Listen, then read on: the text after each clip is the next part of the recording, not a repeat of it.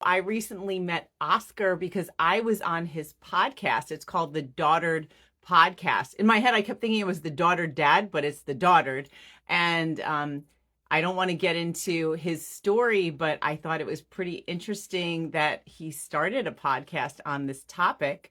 And I was really excited because I was the first female guest. I thought there'd be a bunch of women on before me, but I was the first female. And he interviewed me about my relationship with my dad. And I'm one of three girls. I'm the oldest of three sisters.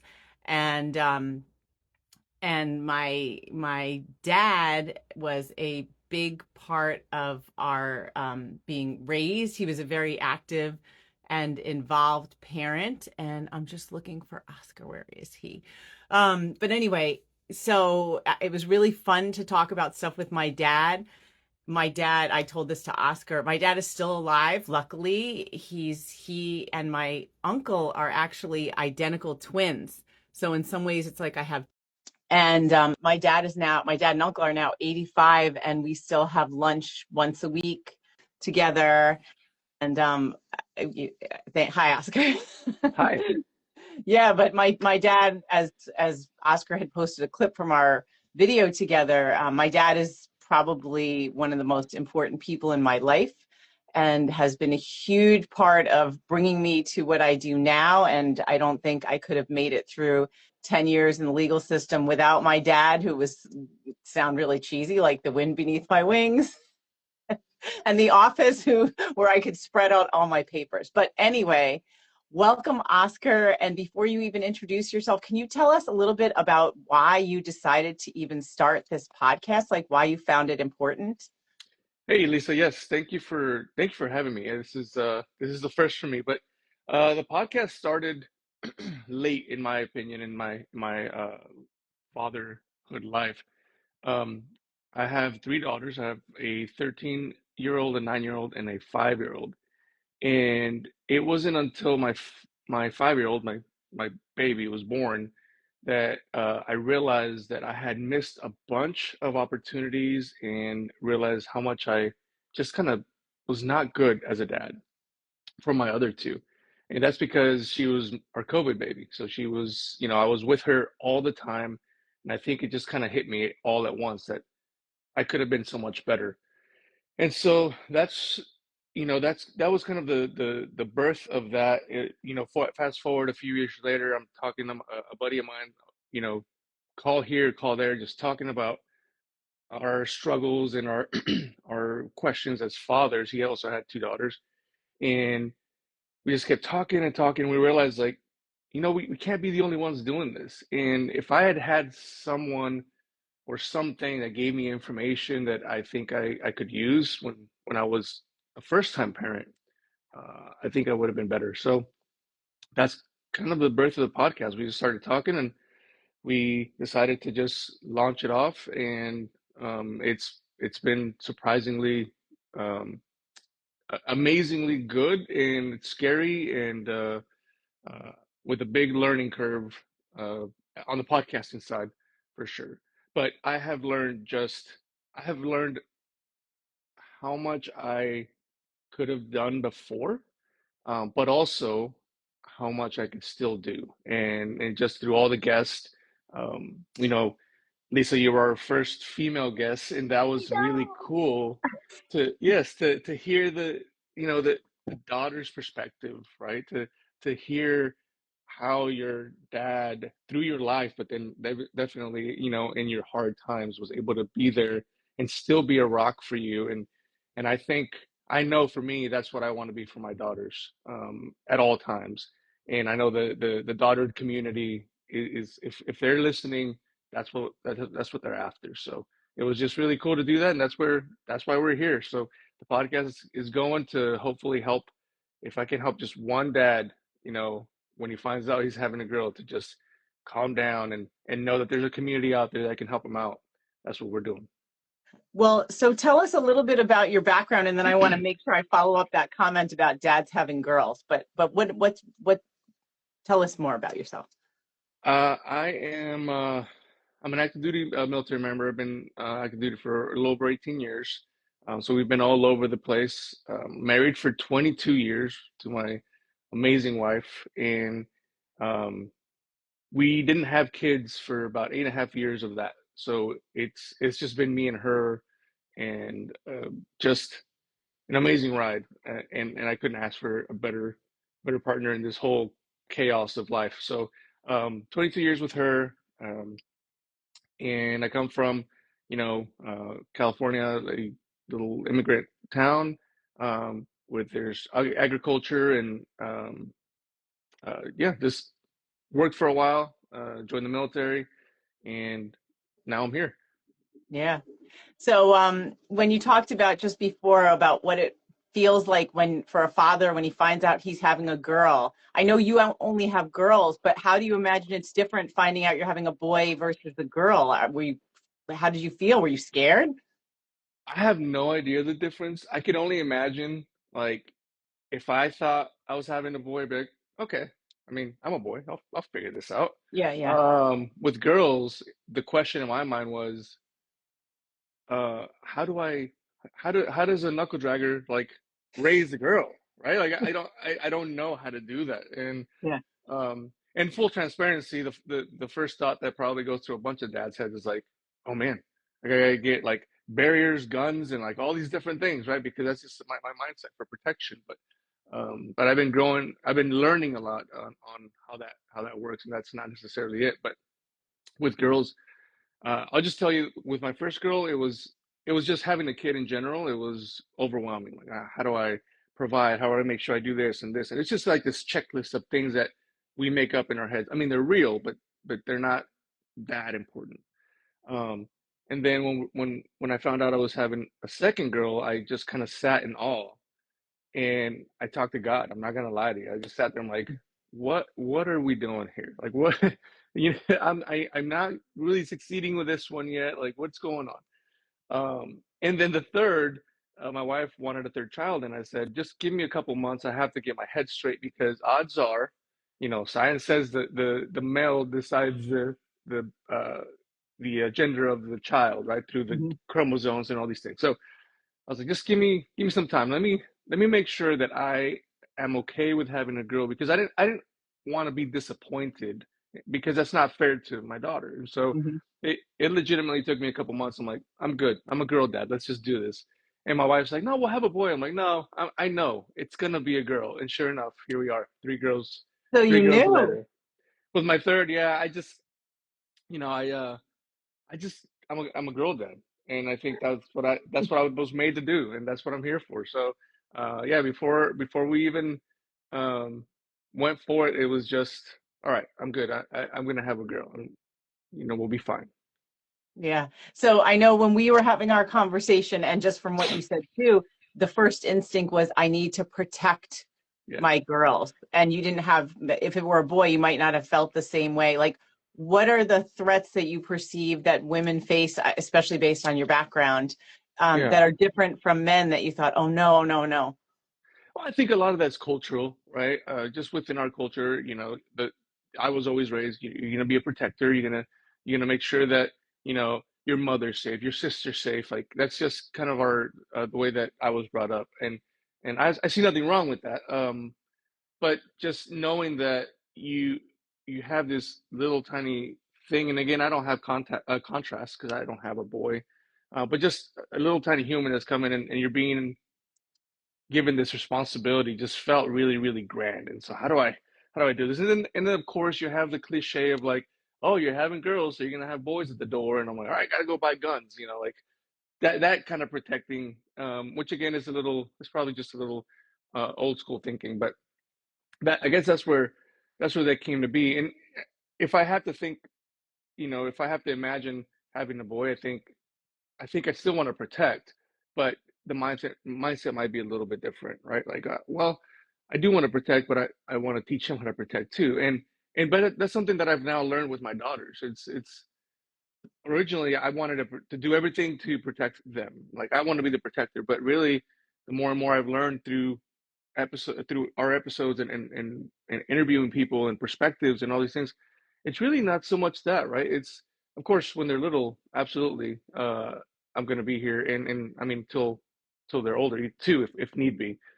But it's giving them, it's finding tools to give them to protect themselves from a plethora of things, whether they're physical dangers, emotional dangers, like all these different things. It's really, we have to just be guides and figure out how to help them find those tools. And so that's kind of, originally, yes, that mindset of that cliche mindset of I gotta go, I gotta buy as many guns as I can, and I'm gonna clean my gun when the boy comes home or comes to the door because I want to make sure he knows that I have one, like all these different things, right?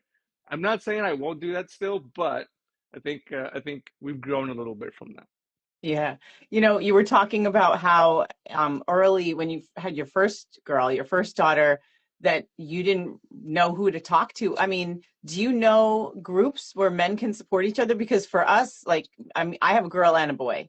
And for moms, it's like the moms are the ones who have the groups of the moms talk to each other, the moms Right, compare what's right, going on. I feel like there's always been a lot more support for women. And I told you what Chris and I do, obviously, for a living is we support men and women. We right, find that a lot of our male clients haven't found other places for support. So obviously, it's a very different topic, but right. still, having a baby for anybody, being a new parent is a really huge, like one of life's biggest transitions.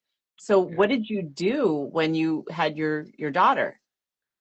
I got books. Podcast wasn't a thing in my head yet. They were already around. I'm not that old, but they were there. I don't remember listening to anything like that. But I started just reading.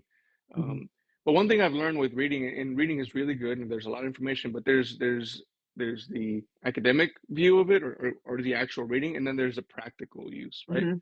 Because in the practical use, you got so many other factors.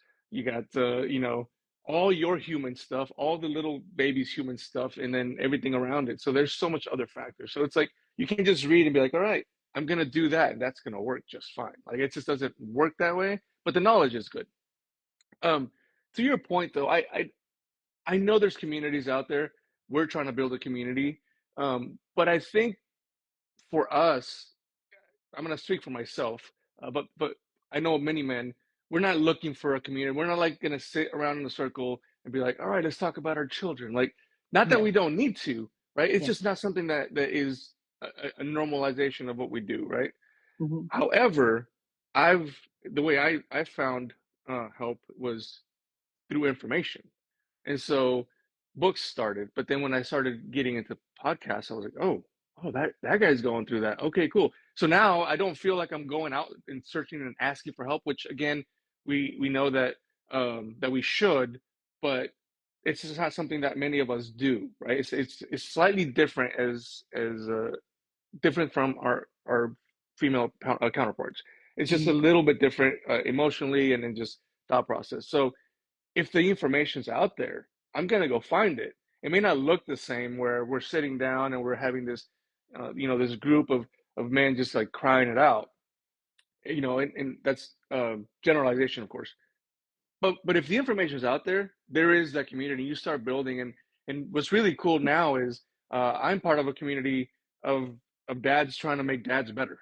So you got myself with the Daughter Podcast. I got Russ Kimura. I got Tyler Tyler McAdams. Like, we're all within an Instagram space, but we're not just on Instagram. One, because we probably don't know how to use it that well, but two, because we are actually trying to make a difference. We're trying to create that community.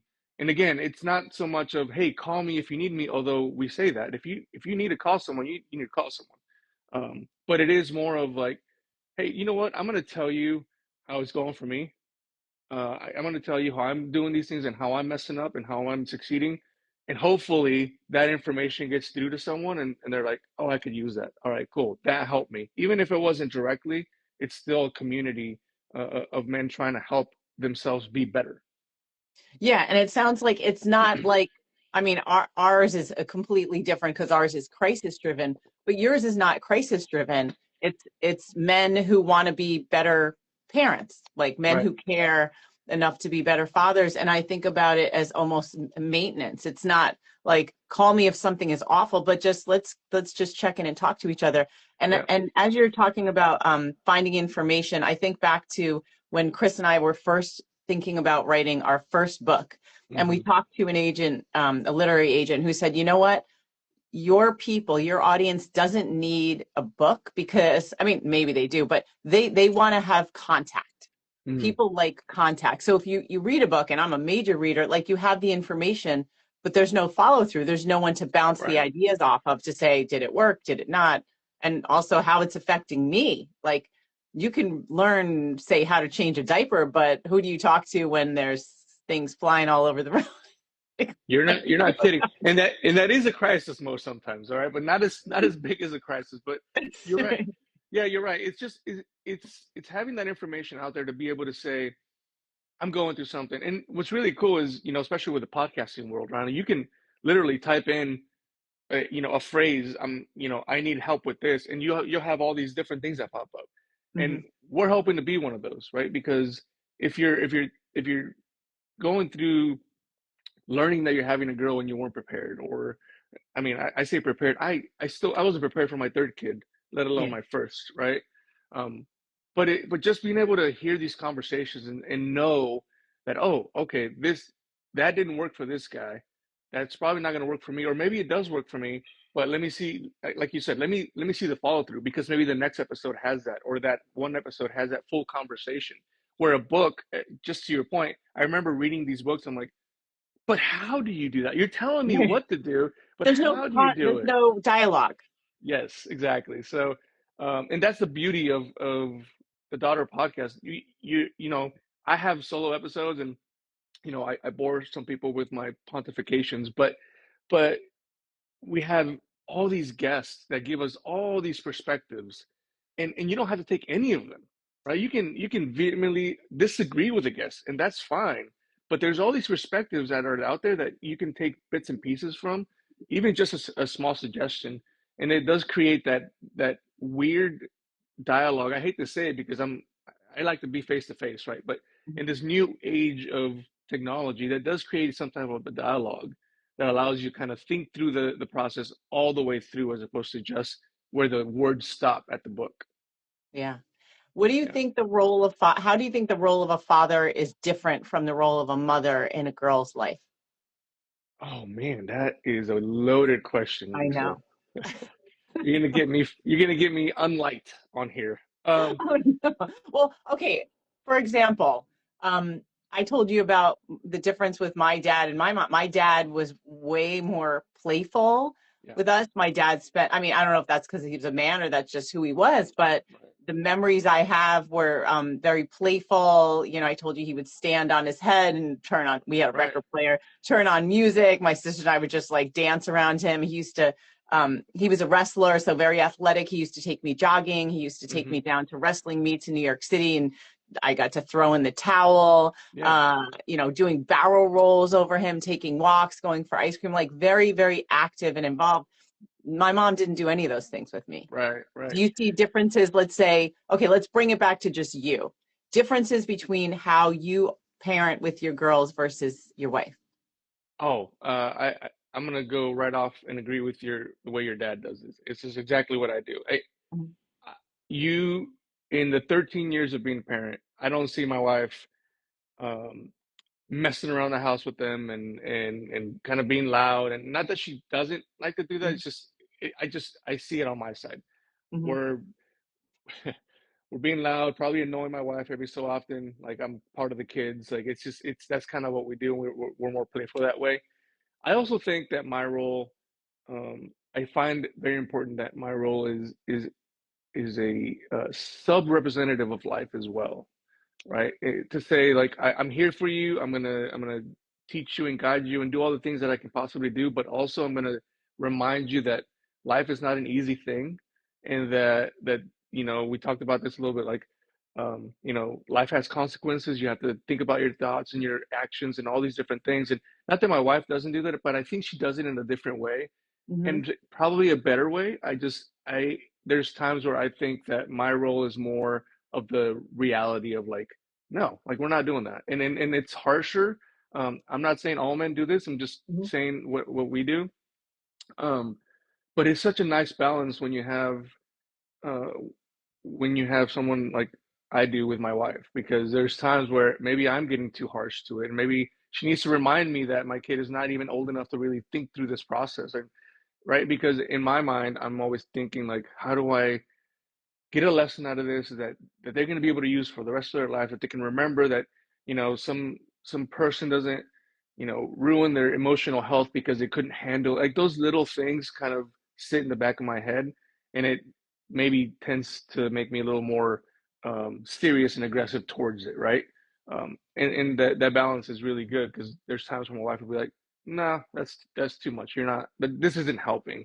And Mhm. and luckily we had the relationship where I'm like, okay, I'll stop and then reassess, and then talk to my daughters. But I do see my role much differently than my wife's, and she's such an amazing nurturer, and I try to learn from her to nurture, because um, the girls just they love their mom, and they're always on her, and we're a little bit different, but I learn a lot from her too. Is try to be a little bit more nurturing, and making sure that I'm not always the representative of life, because life is life is tough, right? Yeah. And I just can't be tough all the time and expect, a great outcome at the end. So, um, but I do see my role differently. I think our roles as fathers is that I do believe that we have to have some representation of what life is going to look like outside. And I mean, to that point, we're told so many times that we are essentially a representation or a view of what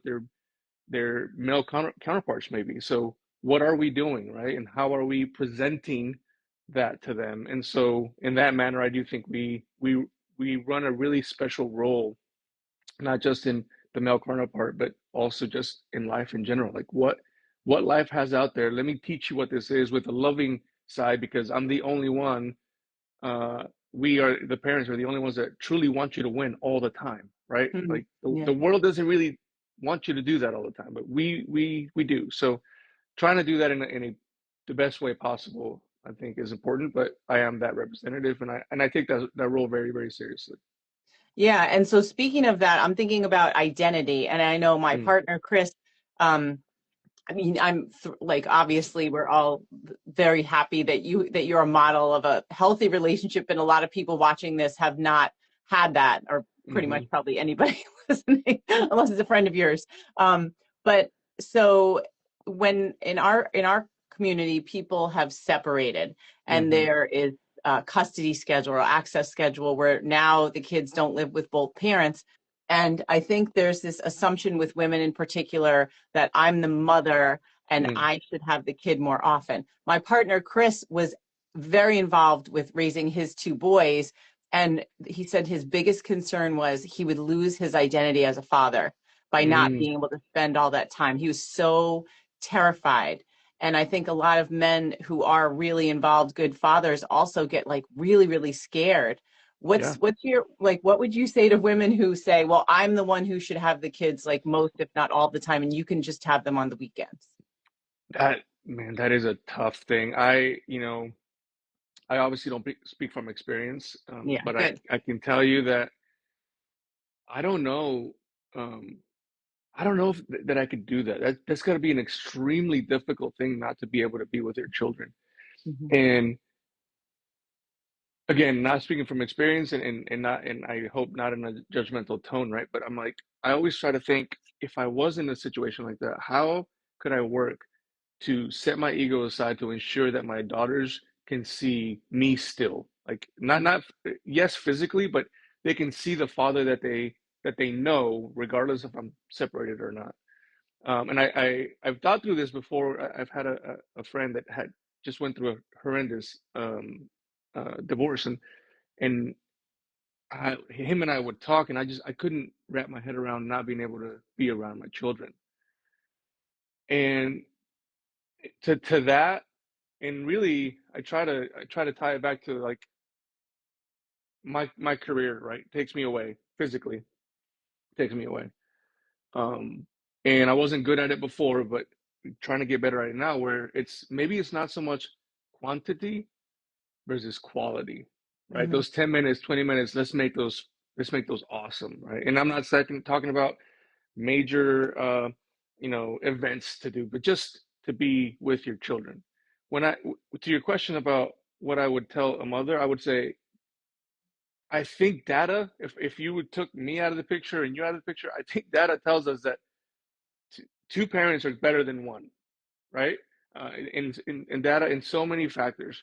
Um, that's not to say that one parent can't do it, and I've known many friends that have a single parent. That's not what I'm saying. I'm saying that I think they need their father. I think they need their mother, and I think that we need to work as parents, as adults, to try to figure out how that best fits the children, right? Because I mean, I just couldn't, when I look at my daughters, I see the future when I look at them. And what future am I going to give them if I can't be around them, or if my wife can't be around them, or I just it's a hard question to wrap my head around. Hmm. It's a hard thought to wrap my head around, and yet I know that people are going through this.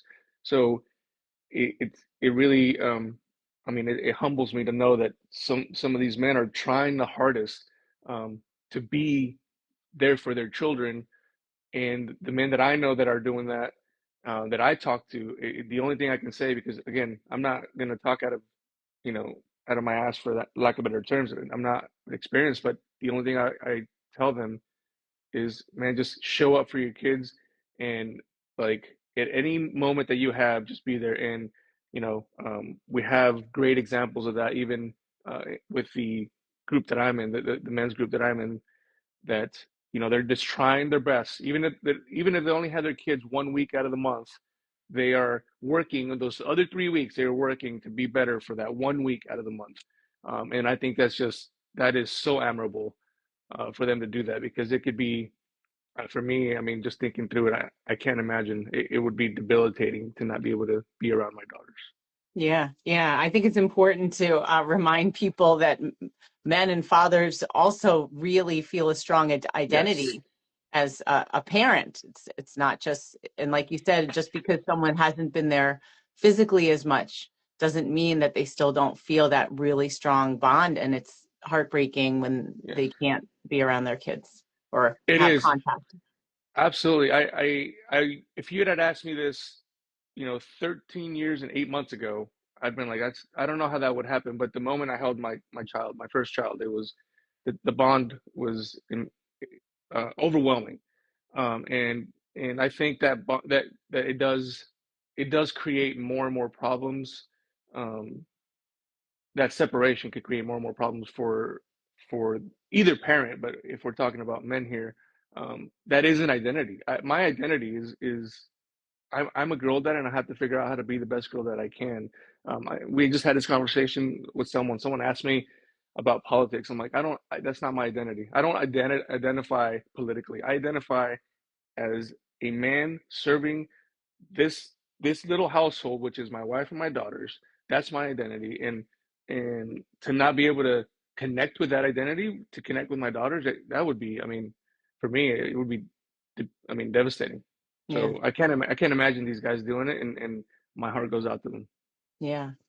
If you had any tips, because you have this community and this podcast of men who are really interested in being really as good parents as they can be, what are some ideas you have? Let's say you're talking to a father who has been separated from his kids Mm, and still is like, do I matter? What can I do to connect with my daughter or my right. children? What are some ideas that maybe you've learned from talking to people about this? Yeah. You absolutely matter. Whether you're present there or not, you absolutely 100% matter. And whether you think about it or not, your children are thinking about you in a positive or a negative way. That's how, it just depends on how you're showing up, right? Mm. Um, you know, in the daughter community, we talk about being stronger, more mindful, more present. Stronger, we do talk about physically, to be fit, fit for yourself. But the stronger also comes in emotionally, and spiritually, right? Because how we show up is only possible after doing a bunch of work for ourselves, right? How are we taking care of ourselves and figuring out how to?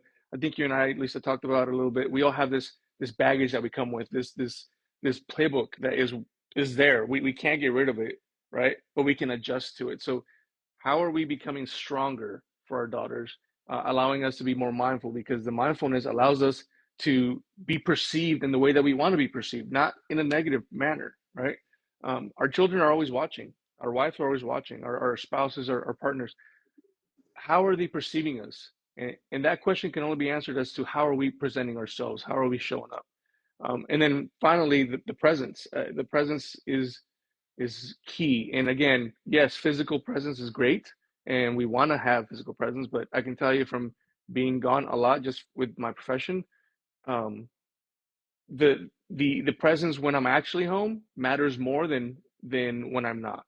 So if I'm home and I'm not physically or mentally present with my family, it actually I think is more detrimental than if I was just out of the house because of my Hmm. job, and because they feel that and they see that, and that's what I would say to that guy. If you have a little bit of time with your kids, make that time just extremely present. And again, I'm not saying give them everything they want. I'm just saying be there with them and be present with them. And that's something that I don't say on the pulpit. I'm working that actively to make sure that I'm present, because Lisa, everything around us wants to take our attention, right? Hmm. Everything. We have so much around us that can easily take our attention. Work is one of them. Obviously, individuals going through your profession and being in a crisis, that can take your brain away from everything. Hmm. So I can't imagine, right? But be trying to be present with your child when you are, I think, would go a long way, and you matter, and they're thinking of you. So if the moment they think of you, they think of presence, then you're winning, whether you got all these different things going on or not. Yeah, that's such a good thing to remember. So, Oscar, tell people how to find you or the podcast or the community. Yeah. So we have daughteredpodcast.com. That kind of has all of our stuff in there. Again, you're talking to a knuckle dragger, so I just kind of put everything in one spot so that it wouldn't get lost anywhere. You can find me on Instagram. Me personally is a_growing girl dad, and the podcast is found at daughter podcast on Instagram as well. We're on other platforms, but again, you can find those on the website. We're most active on Instagram, and obviously on your podcasting platforms or on YouTube, you can find us at Daughter Podcast as well. And go in there, listen, give us your suggestions, give us your feedback. If we're not, one thing I've mentioned when I got on the podcast is if I'm not providing value, then it's time to go. So if there's value for you when you listen, let us know, and then pass it on to someone else and see if we can keep growing the community. Yeah. Well, thank you so much, Oscar, for coming on and talking about this. Oh, Lisa, thank you so much for having me on. I appreciate you so much, and thanks for being on the show. If you guys haven't listened to her episode, it was awesome to talk about her dad and her experience and just the impact that your dad made on your life. So go listen to that. Yes. All right. Let's definitely not make this the last conversation. Absolutely. All right. Talk to you soon. All right, Lisa. Bye.